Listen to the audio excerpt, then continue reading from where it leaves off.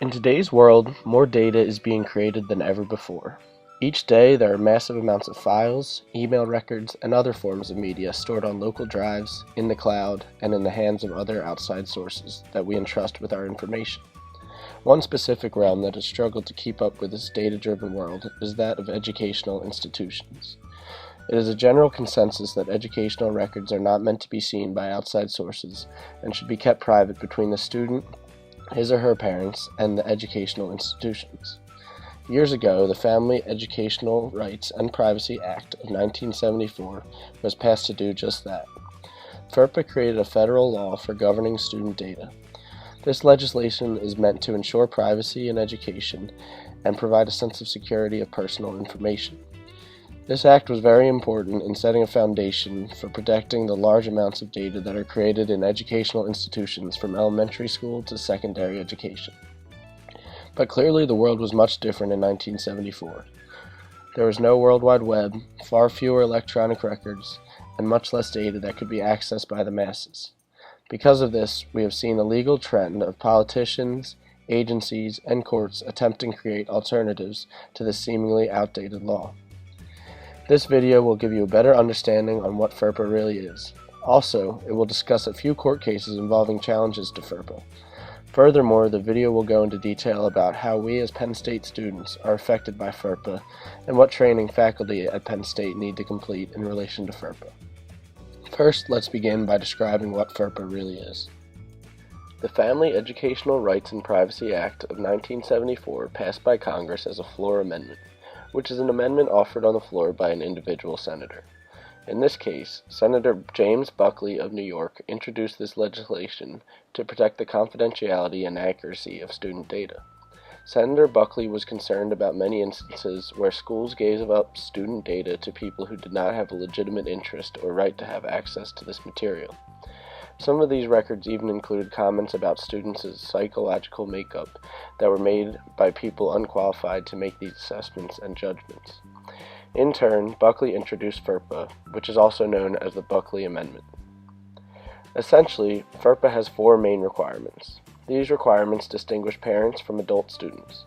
This means that students who are 18 years of age or older, or enrolled in a post-secondary educational institution below the age of 18, are considered adult students, and they have the right of privacy from their parents to their grades, enrollment, billing information, and other data. The first requirement is that parents have the right to access their child's educational records, and adult students have the right to access their own. Secondly, excluding exceptions, schools cannot give up a student's educational record without consent from the parent of the student or the adult student himself. Thirdly, if educational records are believed to be inaccurate or invasive of privacy, the parent or adult student has the opportunity to have an informal hearing. In this case, this refers to grades that are inaccurately recorded in the gradebook, not presumed to be inaccurately graded. Also, an opinion or a substantive decision made by school about a student cannot be challenged at a hearing. This term is meant to ensure fair record keeping, not a way for parents and adult students to challenge grades and opinions. The final essential requirement is that schools need to provide the parent or adult student with an annual notice of their FERPA rights. As you can see, the term adult student is mentioned a few times in this legislation. When college students need help paying tuition bills or want to give parents access to grades, FERPA allows these adult students to grant these rights to share this information. FERPA is by no means perfect, and there have been many differing opinions about potential changes. One major challenge to FERPA came in 2002 in the case of Owasso Independent School District versus Falvo. This was a landmark Supreme Court case that challenged an educational activity that most students perform on a relatively regular basis. Leading up to the case, Krista J. Falvo asked the Owasso Independent School District to ban peer grading because it embarrassed her children. In this case, peer grading referred to the process where students exchange papers with each other, score them based on the teacher's rubric, and then return the work to the student who did the assignment. The student could then either call out his or her score or confidentially tell the teacher. That meant that one or many students would know the peer's grade. After the district declined the peer grading ban, Falvo filed a lawsuit claiming that this violated FERPA. FERPA forbids minors' records from being released without the consent of parents. FERPA details educational records as records, files, documents, and other materials containing information directly related to the student, which are maintained by an educational agency or institution, or by a person acting for such agency. This case made it all the way to the Supreme Court, where the justices ruled in a unanimous decision delivered by Justice Anthony M. Kennedy that peer grading does not violate FERPA. The court reasoned that peer grading works were not education records covered by FERPA until the teachers collected the grades and recorded them in the gradebook. This was an extremely important decision because it solidified the scope of records under FERPA. Looking at today's digital society, this brings into question whether emails and other digital communication student records are protected under FERPA. OWASA versus Falvo determined that not every student record is considered an educational record because these peer-reviewed materials were not yet in the gradebook or maintained by the school. Email and other digital communications fall under a similar category because they are in inboxes and outboxes of private emails and not necessarily maintained by the educational institution. In fact, in the case of SA v. Tulare County Office of Education, the U.S. District Court for the Eastern District of California found that email communications are not classified as educational records subject to FERPA unless they contain information about the student and are maintained by the institution. In this case, a student's parent asked for copies of emails that contained information about her child, and the county office produced hard copies of the emails that were maintained in the student's permanent file. After requesting the electronic copies, the school said the electronic files had been deleted, and in response, the parents sued based on unlawful destruction of educational records. The court ruled in favor of Tulare County Office of Education, deciding that while the emails contained information related to the student, the educational institution did not maintain them. In their reasoning, the court cited OWASA v. Falvo, mentioning that just how peer-graded assignments could be handled by many student graders, emails can be electronically communicated to many people and are not considered an educational record. In the OWASA ruling, the Supreme Court ruled that educational records are those kept in one place with a single record of access.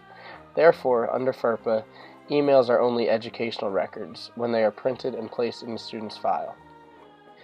This definition makes sense to some extent, but this gets a little complicated when teaching assistants and teachers email grades, student concerns, academic accommodation information, and other data that would typically be considered an educational record. Along with that, some teachers email spreadsheets and Word documents that contain grades, student issues, and other private information. This information can be stored in multiple places without being maintained by the institution, but technically it is not considered an academic record based on the previous rulings in court.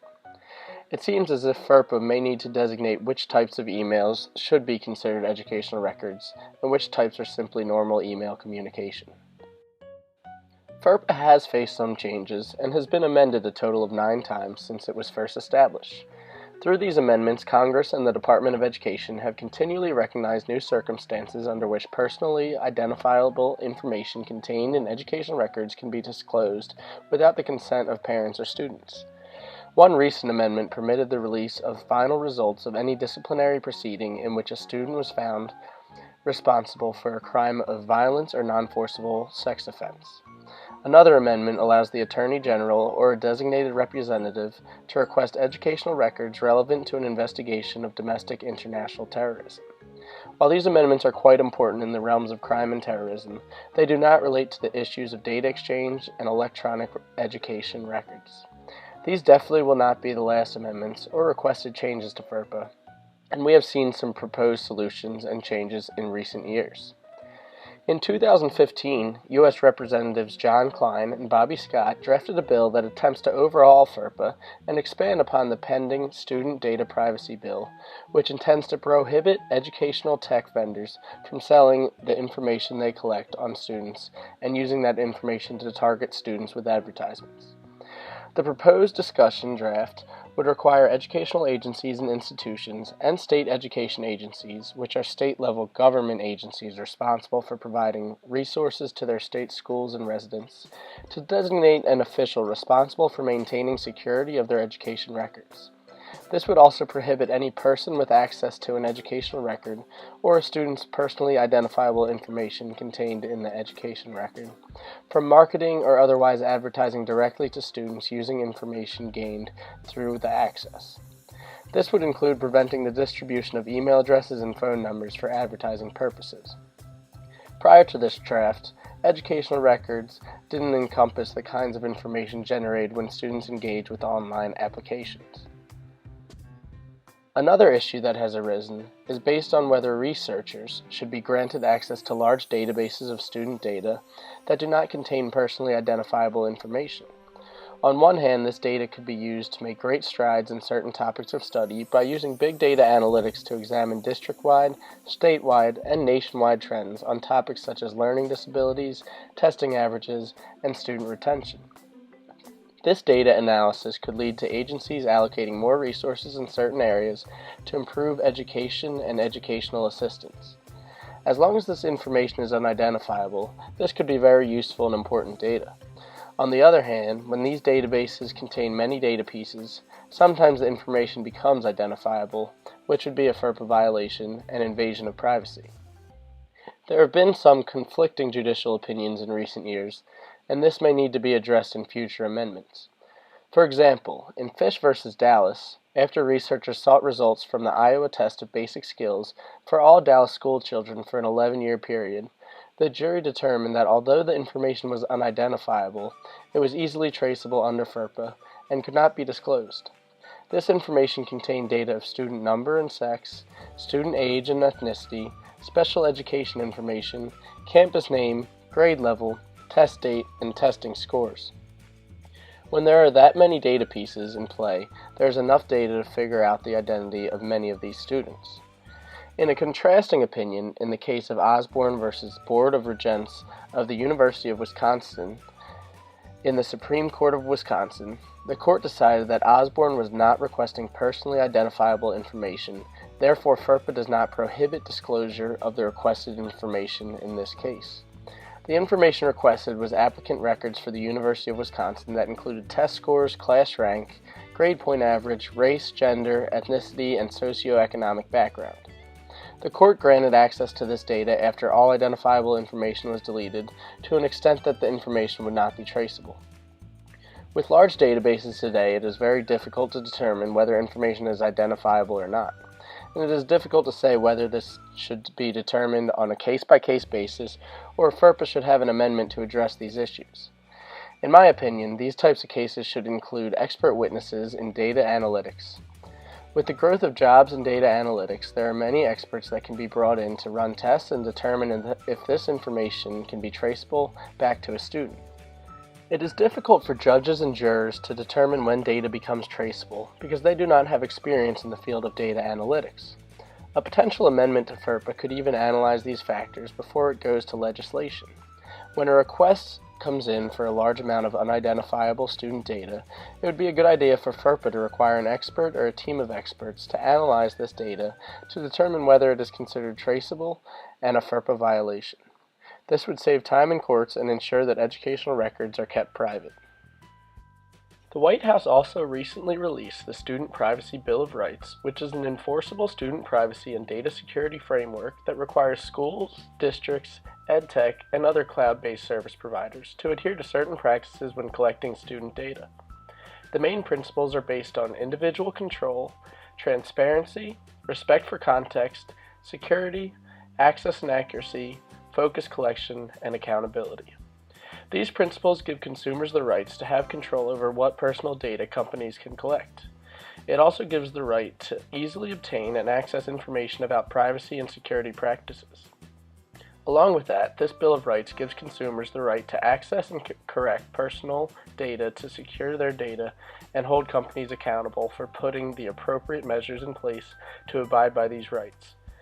Furthermore, students have the right to expect that companies and schools will collect, use, and disclose student information solely in ways that are compatible with the context in which students provide data.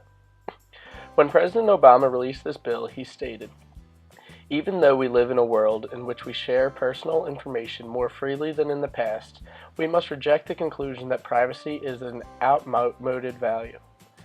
It has been at the heart of our democracy from its inception, and we need it now more than ever. This Bill of Rights was an important step in ensuring privacy and security of student data, as it safeguards consumers from improper and unjust collection and usage of sensitive personal information. Here at Penn State, all employees who will be accessing the data warehouse or accessing any other database containing student data, including eLion, must complete a FERPA quiz. These Penn State employees are required to complete a tutorial to learn about the ins and outs of FERPA before taking this quiz. This includes any learning assistant, teaching assistant, or other faculty member that has access to student grades or other records. You may not even notice, but at the bottom of your online exam reports, there is a notice that says, "Unauthorized use or disclosure of confidential student information is prohibited under the Federal Family Rights and Privacy Act, FERPA." If you are not the intended recipient, you may not use, disclose, copy, or disseminate this information. So, if as a student you receive someone else's exam report by accident, you must delete it and email the sender to ensure that the other student's educational records are kept private. As a Penn State student, like I mentioned earlier, parents are not allowed to access your educational records without your consent. To gain consent, they would need to go to a Penn State ID number by going to eLion and making a Friends of Penn State account. Students can then grant their parents permission to do so by following the link to Parent and Other Access and following the directions to grant access to parents. Many students elect to grant financial access, but not access to grades to their parents, and this is completely the student's decision. Recently here at Penn State, the College of Engineering experienced an attack where large numbers of username and passwords had been compromised by a state-affiliated group based in China, meaning that hackers at the least had access to the electronic keys to reams of data, coursework, and emails. Should secondary institutions be required to cover certain security standards to ensure that student data is kept secure? This is difficult to cover under FERPA, but if institutions do not do a good enough job to protect student data, that is very close to being considered a FERPA violation. It is even stated in the Student Privacy Bill of Rights that schools and companies must increase their data safeguards to ward against unauthorized access, use, destruction, or modification of data. In this situation, there was no evidence that personal information or research data was taken. In response, Penn State closed down the computer networks, sent out an email to all students, and required username and password changes, while reaching out to those whose information may have been compromised. Along with that, Penn State addressed these vulnerabilities by upgrading firewalls and changing security protocols. It is difficult to say whether there should have been any legal ramifications, and obviously Penn State did not intend for this information to be compromised. It is clear that Penn State did not have sufficient security measures in place, and this was definitely a learning experience for the university, many large colleges, and organizations. FERPA says that you should protect data, but not how. It requires notification of data breaches, but does not discuss prevention. Further legislation will need to look into these sorts of issues, and the Student Privacy Protection Act that was mentioned earlier touches upon this, but not to a very deep extent. In closing, it is no secret that legislation is struggling to keep up with the constantly evolving technological world that we live in today. This is partially because court processes take many years to play out, and new technology is being invented at such a rapid pace. Along with that, as you can see with FERPA, it is difficult to apply previous laws to the media-driven world because circumstances are so different. Now more than ever, FERPA is being closely looked at for revisions, and that makes a lot of sense based on recent occurrences and the lack of amendments that have happened in the past. As we wait for these potential changes, we may want to examine some of the following open-ended questions to see how FERPA should be restructured, and if it should be restructured at all. First off, to what extent should FERPA require institutions to be responsible to provide a certain amount of security for data stored in online mediums, and what are ways in which these institutions could be penalized when a data breach occurs that releases students' confidential data? Secondly, to what extent should data such as email addresses, phone numbers, and student mailing lists be permitted to be sold to banks and credit card companies, allowing them to market on campus? Finally, when should databases of student records be permitted to be used by researchers if it is considered unidentifiable and the student's name or personally identifiable information is not included?